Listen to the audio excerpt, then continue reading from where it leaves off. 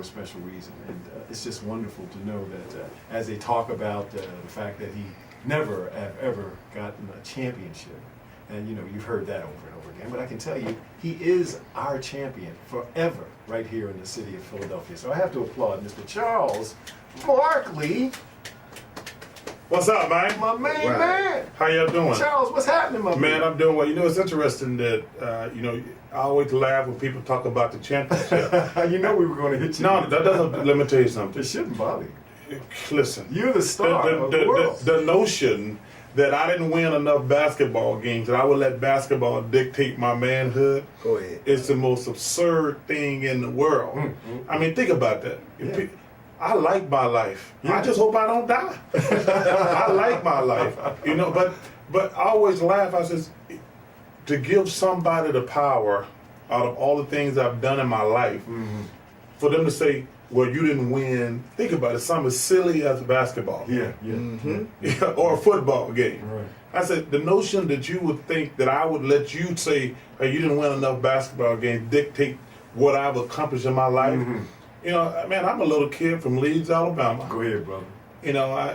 I remember growing up poor on welfare. Talk about it. I was at the White House last week. Somebody told me the president had to take his hat off to you. The president has been a friend of mine. He's been a friend of mine. I got to tell you something. It was by far and away one of the greatest nights of my life. I knew the president before he was the president. Yeah. And he invited a small group of people to his 50th birthday party. I had never been to the White House. And I got to tell you something. Go ahead. Me and Steve Harvey was sitting there. We were with Emmett Smith, Grant Hill, Steve Harvey, and we're just sitting there like, dude, we're at the White House. And I'm a big Steve Harvey fan. And we're sitting there, and the president's chilling, because he had just like a cookout. Yeah. There was no pretense and all that other stuff. He just had a cookout, like we were back in the hood. Yeah. Did y'all do the line dance? Oh, no. Okay. I forgot. I don't want to forget Jay-Z. I love Jay-Z. And he was there, and we were just sitting there like talking, like, if I didn't, we're at the White House. And the only thing made it just like not just a bunch of brothers sitting around chilling. The president was there just talking with us. But it was one of the highlights of my life. Wow. Chris Rock was there.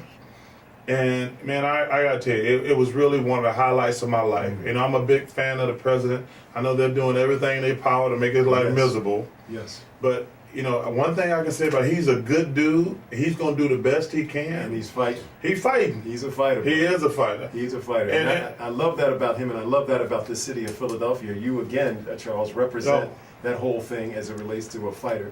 You come back and make sure that you don't just sit there. I remember people, I want to ask some questions today for sure, that some of the things that we remember about you.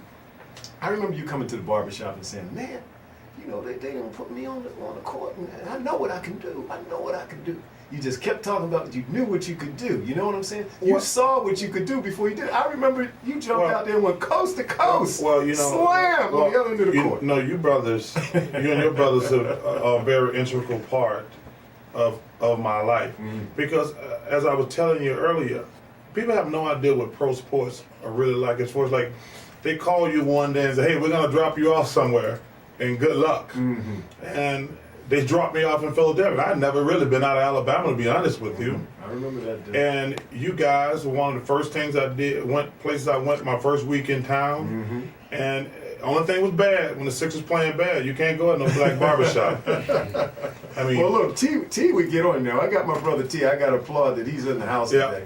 We got to applaud my brother here. I just want to say, and we want to make sure you guys know. This brother gave us insight to what was actually happening on a professional level, and right there in the chair, right in the barbershop. And he's one of the most real people that you ever could meet. That's right. And I just want to commend you, man, for coming back, just coming talking with us, man, letting us know what you're doing now. And I just want to tell you, man, I appreciate we were there in that. the beginning with you, and it's like a brother. And look, we're going to be there in the end, because look, I remember Moses Malone bringing him in for the first time.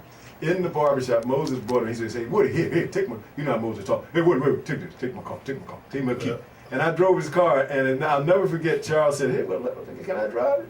And he said, "Let me talk to you." He took Charles to the side and said, "Look, you work for the NBA, man. You buy your own car." Hey, and I've said Moses you know, it's funny you touched on that little thing. I didn't Yes. get to play right away. Yes.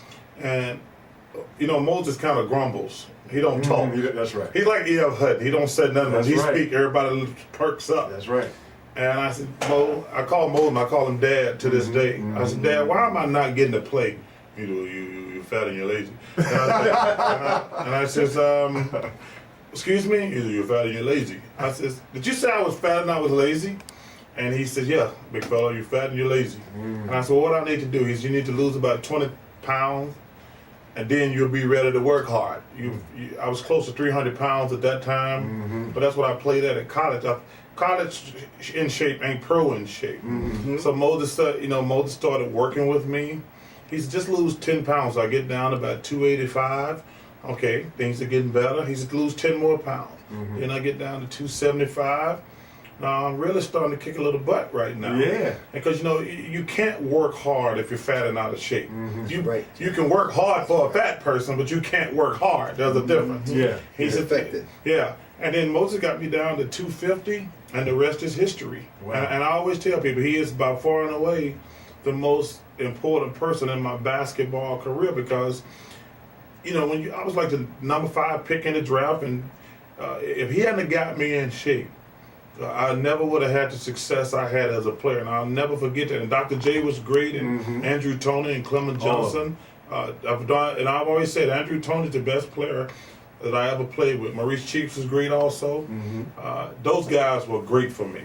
Well, I remember the draft. I remember Cutting Moses had his tea talk, and I remember Moses saying, man, they done drafted another guy. He only 6'6", and I got another guy on the other side of me 6'6". They gonna work the heck out of me. But maybe 3 weeks after that, he said, you know what, man, that boy can play. Yeah, So that's what he said. again, man, you showed tenacity, consistency in what you did in our city, man, and we all love Charles Barkley. Well, we love him. We love him. We love him. People, one more applause for Charles Barkley. Well, you know, Philadelphia is a very important part of my life. Now, I can live anywhere in the world I want to. My main home is in Arizona because I can't deal with no snow. But I come back to Philadelphia every summer. I got a bunch of friends here who I always look forward to hanging out. You guys obviously included in that. Right, But I like Philadelphia. Philadelphia, I came here as like a 20-year-old child, and 8 years later, I was ready for the world. I mean, and Philadelphia taught me how to be a man. That's right. That's right. Well, I'm going to tell you, I remember you sharing with me exactly what happened. You said, you know, Moses said, you know, you scoring points every time. Every time you said, you play games. Scoring points. You get some rebounds. Get some rebounds. So he showed you the rebound, and Charles hit me one time with his butt, man, and knocked me halfway across the doggone shot. And this is how you get the rebounds. Hey. So that was what Moses said. Again, showing you some of those things. And Yeah. Charles, you maximize it, man. I've watched you in the game. I've watched you play alongside Larry Bird and all of the greats, and I'm telling you, you are so well respected that you just don't even know that the work that you put in is meaningful, and that all over the world and the globe, all the way to the President of the United States, they know what you put forth. You see what I'm saying? Well, it means a great deal to me, your compliment. I think the one thing that I try to do, I'm always be honest and straightforward. I don't try to make everybody happy. That's right. Because you can't. Anybody knows people feeling about you, whether they like you or dislike you, is dictated by what you said. And I respect other people's opinion, but I only respect their opinion more than I respect mine. Right. And I'm going to say what the hell I want to say. Some people going to like it, and some people not. But I'm going to have my own opinion. Now, I remember once, and I shared this with the listening audience. You didn't hear it. I actually dedicated this piece to you that I wrote about Michael Jackson. But I was so shocked to hear that was your hero, Michael Jackson. Well, first of all, Muhammad Ali is my hero. Okay. But I think Michael Jackson was the greatest entertainer ever. Okay. And when he died, it was like somebody in my family died. Right. I cried at the funeral. I was like, I was I was in shock Yeah. because that guy was, in my opinion, The greatest the entertainer. greatest of all time. entertainer ever. Because you go back and look at entertainment. Look, he was great when he was a little kid. He was a great in the 20s and 30s and 40s. He was just fabulous from top to bottom. Top to bottom. And nobody had a career I mean, they called him the Jackson 5, but he was the only one who could sing. It's like, and I don't mean no disrespect. I said, Janet's the second best I singer. don't think Jermaine would appreciate that. Jermaine had a hit. Jermaine had a hit. But Michael was so... No, he was special. He was special. Well, you know, one of the definitely things about us in the barbershop, man, over at Woody's, we got an opportunity to meet Michael Jackson and his brothers in 1980 in August. And having that opportunity to meet people like him and yourself, man, I mean, having a barbershop in the hood, okay, I mean, just says it all. So, And don't forget the first black president that ran. Yeah, Jesse was there. Jesse Jackson had yeah. the haircut from the Democratic Convention was from the Woodage Barbershop. Yeah, man, a lot of stuff. And came up my from- brother T snuck in behind me and got in the room and took the picture You that wanna wasn't get supposed that to picture be by yourself, they took all the cameras away, but T managed to get one in the room. How he did it, I still don't know. But he I got think the at that point, every player pretty much came to you guys Right. back then. That's right. You're right. As a matter of fact, Clement Johnson, I'll never forget him. I found out he had one of my old girlfriends. I said, "What is he doing with my girlfriend?" Oh, he used to come in watching the girl on the wall. I said, "That's a pretty girl right Did there." you charge him per? You know, we always give Clement a hard time of having the biggest head in the world. Did you charge him per round? I had to charge him for 2 haircuts, man. I just want you to know. Child, He you still see those he had to guys? pay for 2. I do. I don't see Clement because Clement's actually coaching in Alaska. Is he? Is he And really? he's coaching in Alaska. I talked to him a couple times, but I haven't got to Alaska. I talked to Andrew. I played golf with Andrew this year. I see Doc all the time. Doc moved to Atlanta. I talk to Moses all the time. I bump into Bobby Jones, who's a great man, at a few NBA functions. I would love to see Clint Richardson. You know, one of the biggest problems, in my opinion, in the NBA is they don't have enough. They need to have at least one older guy on the team. Yeah. You know, these teams right now, because they were drafting high school players, now they don't have to stay in college for 1 year. Hey, a 22-year-old can't teach me nothing. Right. You know, if you're the oldest guy on the NBA team and you're like 22, you can't teach me nothing. No experience. I mean, think about it. Every guy I just mentioned, Maurice Andrew, Clement Johnson, Doc, and Moses, those guys were all in their mid-30s. Right. They taught me a bunch of stuff. You know, when I went out like an idiot and bought a bunch of cars, they told me I was an idiot and told me to take them all back. They said, you can only drive one car at a time. And that's what I tell these young guys today. Hey, listen, don't go out and buy 6 or 7 cars like an idiot. Everybody, first of all, I know why you do it. But everybody already know who you are. You don't have to impress the bonehead. Do your thing. I get you one car. If you want to waste money on a big old expensive car, do that. But only get one car. Don't get 6 or 7 cars because it's stupid. Well, Charles, let me ask you a question real fast, man. Listeners probably want to hear this in terms of what you feel. Now, you home, you can say what you want, all right? What you feel about the whole LeBron James saga in terms of not winning an NBA championship. You mentioned earlier about winning a basketball game was just kind of something, not small, but you shouldn't be judged in your life based on you winning a championship now. Well, LeBron's going to win a championship, Okay. I believe. He has made some, he's a great player and he's a great kid. He's a great player and a great kid. I think where the wheels came off the track starting last summer with that silly decision thing. And then when they came out on stage jumping around top of they're not going to win 1, not 2, not 3, not 6, not 7 championships, that really pissed some guys off. Because as he said, it's not easy to win a championship. No, it isn't. And I say, just for the record, myself, Karl Malone, Patrick Ewing, there's some better players than you who didn't win the championship. But LeBron's a great kid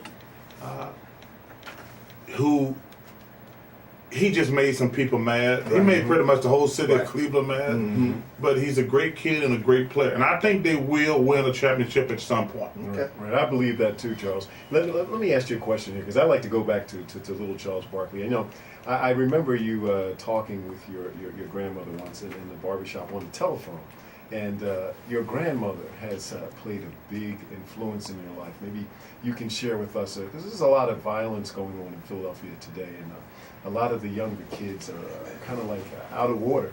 You know, we've had a lot of shootings, and even down to 11-year-old children with guns. You know, if we could put these kids back in the time that your grandmother raised you, what do you think would go on?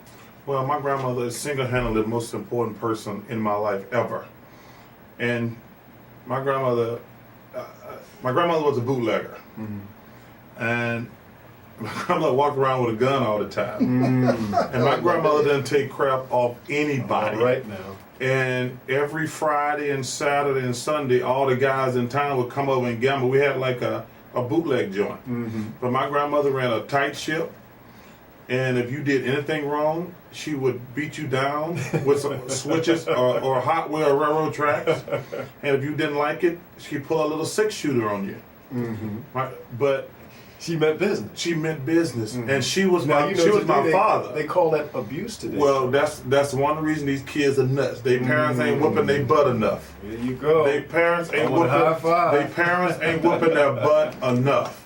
You know, one of the biggest problems is parents want to be friends with your kids. You ain't Pickup is free. Let me tell you something. Black kids can't live by the same rules as white kids. Black kids cannot live by the same rules as white kids. They're going to fight you on that one, but I understand your point of view. The cultures are different. Oh, that's like today with the Cam Newton thing. The cultures are different. Come on, this is one of my daughters. Oh, the owner, I know we met. Yeah. The owner of the Panthers told him, do you have any tattoos or piercings? Call Heritage for the And he says no. He says, well, leave it like that. Call 1-800-558. Can you believe that? And that was a big story in sports today. And your car is towed I'm not away hearing for you. free. Can speak up. The Plus, mic if is you call off. now, Can you believe you'll that? receive a free vacation voucher You can't ask him that. Call 1-800-558-0959. First of all, he signed Jeremy Shockey too, who got 100 tattoos. That's But what he was saying was, 1-800-558-0959. we're more comfortable rather with a black guy with no tattoos and dreads. That's what he meant to say. Okay, people, we're right back here with the Barbershop Talk radio program. Things move kind of quickly, but we're right back here. Anyway, I know you guys are listening, and it's a wonderful program. We're just blessed here today. You know, I look outside and I see the rain, and it reminds me of my good buddy Georgie Woods always telling people Georgie to Woods. stay alive because the life you save. Maybe someone close to the guy with the goods. And I know Charles could never, ever forget Georgie Woods. He's met him enough times at Woody's Barbershop right there at Bryn Mawr and Lebanon Avenue. Charles, I can only tell you, you know, Charles Bowser died, and that was another great person that used to come through those doors at Woodard's Barbershop. You know, just so many people in and out of those doors, and it has influenced my life in many, many ways. And I know it has helped you in many, many ways, because when you came in town, like you said, this was a new place. And as soon as we met you, we adopted you. You know, we took you down the house and met my dad and my mom and, you know, everybody. We just adopted you because we saw the greatness that lied within, you know, and it's just a wonderful thing when we view an individual and see that greatness. It's just waiting to blossom. You know, what do you see in these kids today when you see such greatness? I mean, some of these children got the answer for cancer, but they're being influenced in the wrong way, you know. And I'm just trying to think. We were just talking a second ago. And I was talking to Dr. Shepard as well. He was talking about picking a switch. Dr. Shepard, do you recall what you were saying last week about your mom teaching you to pick up a switch and how she would tell you to pick it for yourself? Well, it wasn't really my mom, probably my great-grandmother and some of the older ones. When you got in trouble, they made you go out and pick your switch. And if you picked your switch too small or too flimsy, seems like they would beat you extra hard because you picked the wrong one. So you would go and you would pick the right switch and they beat your butt with it, and you would straighten out. Mm-hmm. Now, see, these things that happen, and I don't know, maybe Charles can answer us. Does this seem to plant a seed in our minds that we never forget, Charles? These what I call it was spankings, but It's called discipline. It's discipline. It's discipline. We knew it was love. You can use whatever phrase, spankings, whoopings, whatever. It's just discipline. Our parents, grandparents, they're supposed to teach us discipline. And I'm gonna tell you what's gonna happen with these flash mobs in Philadelphia. And I first of all, I feel sad that those are black kids. I feel sad because they're embarrassing the black community. But what's going to happen? Some white guy is gonna blow a few of them away one night, and then the black people are gonna get mad. What they should have been mad is those kids doing that. But what's gonna happen, like Bernard Getz, you go back in the 80s, the guy on the train up in New York shot all those black kids. That's exactly because there's gonna be some vigilantes walking around downtown Philly waiting on some crap like that to happen.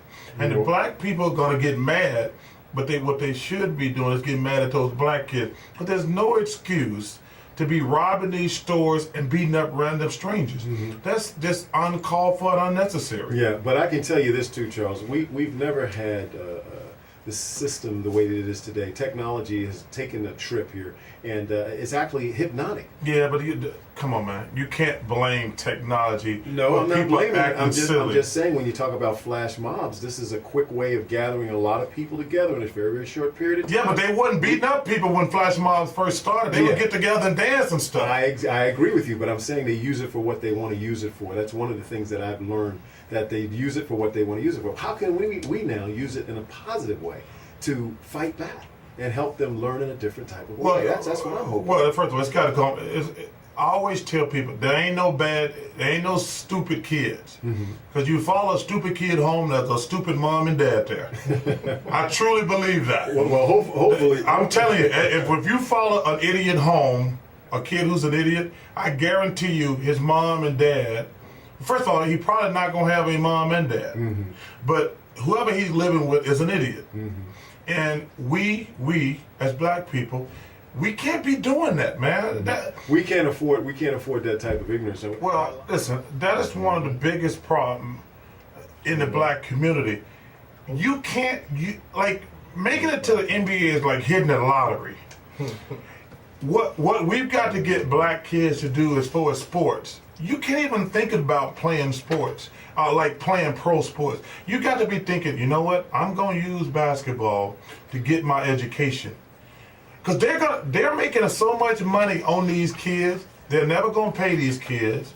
But your only chance of being successful, like if you're blessed enough to play a pro sports, that's like hitting the lottery. But the key to this whole thing is, man, they're using you to make money. You got to use them to get your education.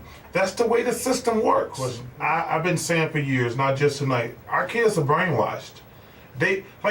I speak to a lot of black kids when I'm speaking at school, and I do this little experiment.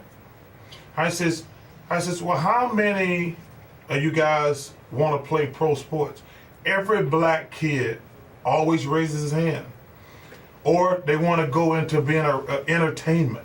It's like they says, I can't be a doctor, a lawyer, teacher, fireman, policeman, engineer. They don't even think about stuff like that. It's like, I've got to play sports, or I got to be a rapper. And number one, I don't ever try to rain on anybody's parade, but let's be honest, these kids are not going to play pro sports. No.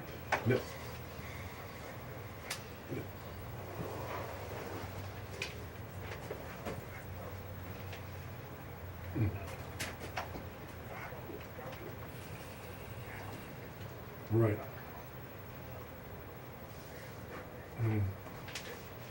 Yeah. And thank God for people who have the experience to know, like Charles Barkley, exactly those percentage ratios, and so that those kids can start measuring, because they really just don't know. Phil, thanks so much from West Philadelphia. Thank you so much. We got other callers on the line. We also have people in here that want to ask a question. Miss Erica's over here. We have a question for our exciting guest. Erica? Hi, one of the questions I wanted to ask Mr. Barkley, hi, how are you? Good, dog. How you doing? Good. Is what do you think we could do as black people to encourage other things than sports and more education? Because I know you were speaking about education. How do you think a parent can go about, introducing other things like being an architect, so forth? Well, I think as a parent, you just have to stay on your kids about his grades, because what really happens is when sports are concerned, these kids just kind of go through the motions, and then by the time it's time for them to graduate, number one, depending in college, they're gonna say, hey, you've been here 4 years, thank you, goodbye. That's the way the system works. We as parents have to force our kids to do well academically. We have to know where our kids are all the time and who they're hanging out with. Because I'm a firm believer, you can be a good kid, but if you're hanging out with bad kids, something bad's going to happen. I truly believe that. Yeah, that's deep. I don't think people can say, my kid's a good kid, be hanging out with bad kids. I don't believe that at all. I mean, you need to make sure I used to ask my daughter, who are your friends? I need to know who the hell they are. Right. And if they don't like it, they don't have to come over here. I see what I said earlier. All these parents want to be friends with their kids. I don't want to be friends with my daughter. I want her to, like, she's starting a new job. She just graduated. I'm very proud of her. I think she's ready. Wow, a for- job. Yeah. I remember when you brought her inside with the carrier and you put her on the floor. I said, Charles, don't put the baby on the floor, put her on the chair. Hey, man, I got to tell you, I'm excited for I am her. too. She starts work Monday. Wow, I can't She just graduated. Unbelievable. I have to applaud. Yeah, All she- right. Wow. She just graduated from Villanova. She's a great student. But I am excited for her. I think she's ready for the real world. I do. I think she's ready for the real world. Can I help out with that question? I live over in East Falls, and there's a basketball court right next to the fire station on Ridge Avenue there. And any given night, 1 o'clock, 2 o'clock, 2 a.m., there are kids that are 13, 14 years old on the basketball court. And I say to myself, who are these kids' parents, and where are their parents, and do their parents know where they are? And I practiced dentistry on Lehigh and Germantown, and I had many patients come in and says, wow, you're a black dentist. I didn't know. I never met a black dentist before. And I'm thinking, like, you know what? And there's a lot of black dentists. There's just not enough of them. There's a whole society. I'm a member of the New Era Dental Society, and there's the majority of the African American dentists here in Philadelphia belong to New Era. But we have we give scholarships to students. There's a program that reaches out to high school students. So I think the problem is we got to show them they need to see more black professionals in school. They need to see black attorneys, black pharmacists, black dentists, black doctors, and then And we need to promote that, and that's one of the reasons we have Dr. Keith Shepard here on our program to share with all the people that here we have another black professional. Right, because we need to show that, and we need to share it. If I did it, they can too. That's But right. you know, the point you make it, I remember when we were growing up, you talk about my grandmother, all the kids in our neighborhood, when them street lights start going down, whatever we were doing, we dropped it. Cause you better be home before that street light goes dark. Because my grandmother didn't play that, and it used to be in the old days, the next door neighbor, if she saw you doing something bad, you got beat there, then you got beat again when you got home. But now, these kids today, you can't say nothing to them. Wow. They might just blow your head off. Wow. Because one mom will go fight the other one. Yeah, you're exactly right. You know, that's beautiful. And you know, the deep part about all of this, people, is because we're talking about a loving affection that has to do with getting a spanking. You never forget it. You know when you've done something wrong. That's one thing about a kid. When they're gotten caught, it's a wonderful thing to get a parent that backs that up. Now, when we got corporal punishment mixed up with abuse, I think that was when we made the biggest error as it relates in our society. And I think the only way we're going to bring it back is to make sure that we start to gather some of these old ways, this old part of our culture, and bring some of this information back. It has to be a different turn, or a different way of doing this. Now, Charles, we had such a wonderful program. Time has just went by us so quickly here. I want to ask you, what do you want people to get from what we've talked about here today? You know, when I stop and I think about your grandma, I think about all the things that, you know, when I had the opportunity to talk to this wonderful woman, and then she even mentioned that Charles always thought he was a superhero because he put a towel on and jumped out the second floor window or something like that. Was that a fact? I jumped off the roof. The roof. I was concussed. You know, You always knew you were a superhero, one way or the other. the one thing I want people to get, you have to understand something about America is the greatest place in the world. Yes. But it's really divided by economics. It's rich people against poor people. But poor people have to understand something. Whether you're black or white, it doesn't matter. Yes. You're going to have two strikes against you. You're going to be in a bad neighborhood, and you're probably going to go to an inferior school. So you don't have the luxury to be a screw up. You're going to have to work harder. Like I said, whether you're white or black, if you're born poor in America, and let me tell you something, if people can say what they want to about America, I've been all over the world. This is the greatest place in the world. Because you got a chance here. Yes. But you have to understand the game. If you're born black and poor, or white and poor, you gotta go have a poor neighborhood and you're gonna have a poor school. So you're gonna have to work twice as hard. The way we were.